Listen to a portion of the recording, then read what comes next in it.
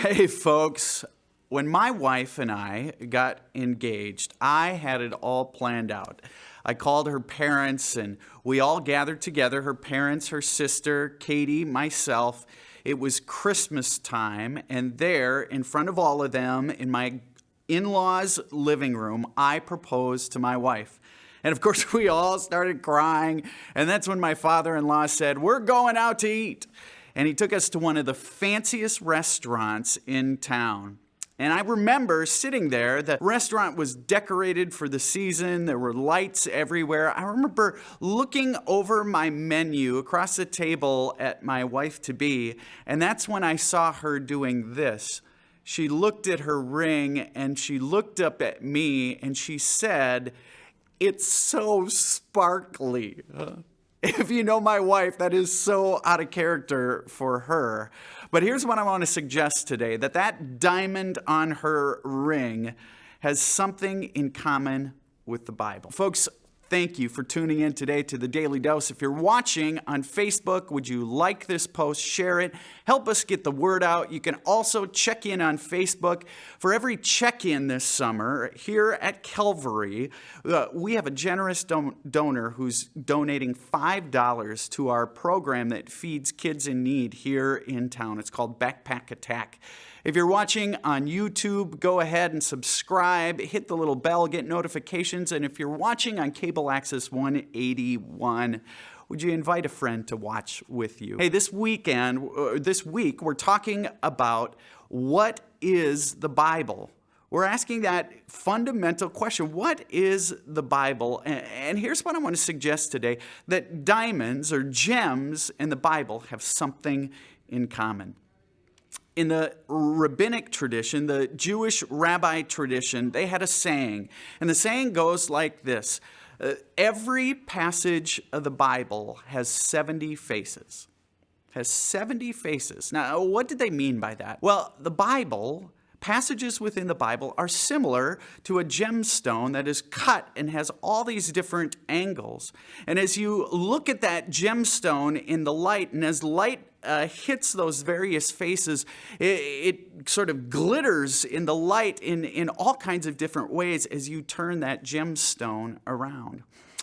In fact, there was a rabbi by the name of Rabbi Kushner who said this. He said, if you keep turning the gem that is the Bible, you see time and time again something new every single time. That's what we do when we read the Bible. We keep turning that gemstone, and every time you read the Bible, you're invited to read it in a new way, to hear things that maybe you didn't in the past. Now, there's a problem, of course, because some people, when they read the Bible, they say that it should be read literally.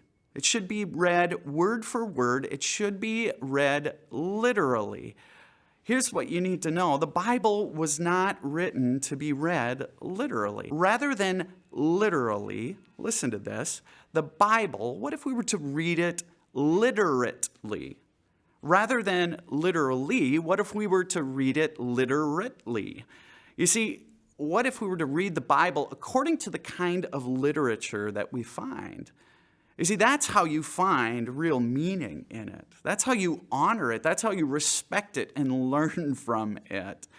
So if you're reading the Bible and you come across a poem like in the Psalms, what if you were to read it as you read a poem? If you were to come across a letter like the letters of Paul, which make up most of the New Testament, what if you were to read it as a letter?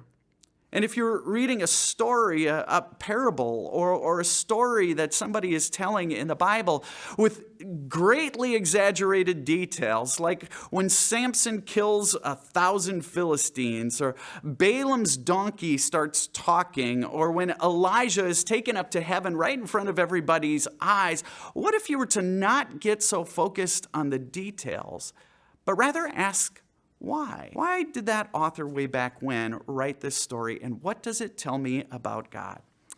You see, here's the deal. The Bible is so much more than an instruction manual, a rule book that was meant to be read literally.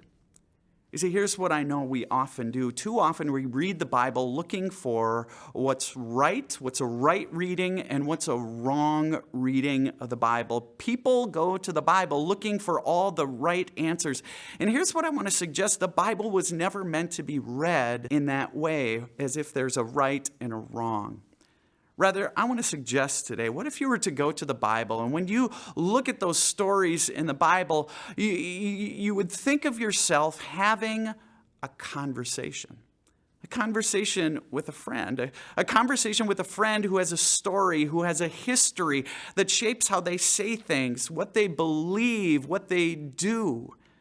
And you yourself in that conversation, you also have a story. You have a history that shaped what you believe. It shapes your opinions about things. It shapes what you do and what you say as well. You see, here's what I know. The Bible was meant to be read as sort of a curious conversation amongst two people who both have stories and histories of their own. Why not read the Bible literally? Why read it as though it's a conversation? Here's what you need to know. Your story matters to God. Your story matters to God. I want to suggest just as much as God's story. So when you read the Bible, don't read it literally. Read it literally. And remember, it's a conversation between you and a God for whom your story matters.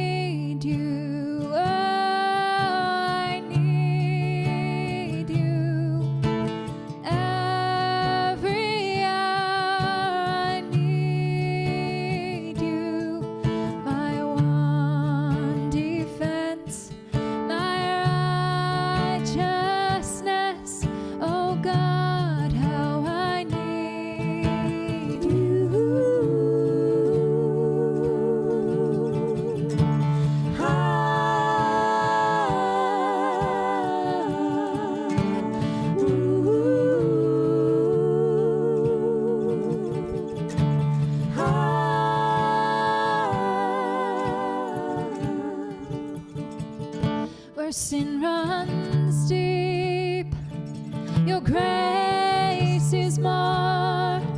Where grace is found is where you are. And where you are, Lord, I am free. Holiness is Christ in me.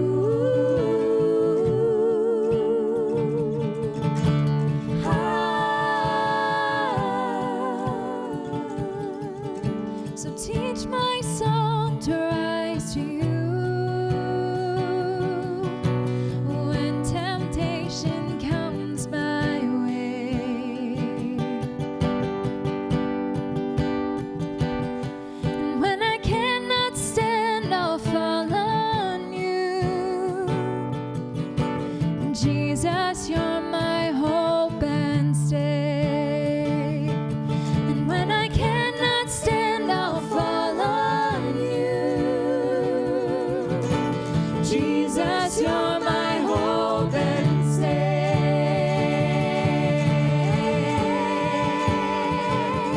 Lord, I need you. Oh, I need you. Every hour I need you. My one defense, my righteousness. Oh God, how I need you. My one defense, my righteousness.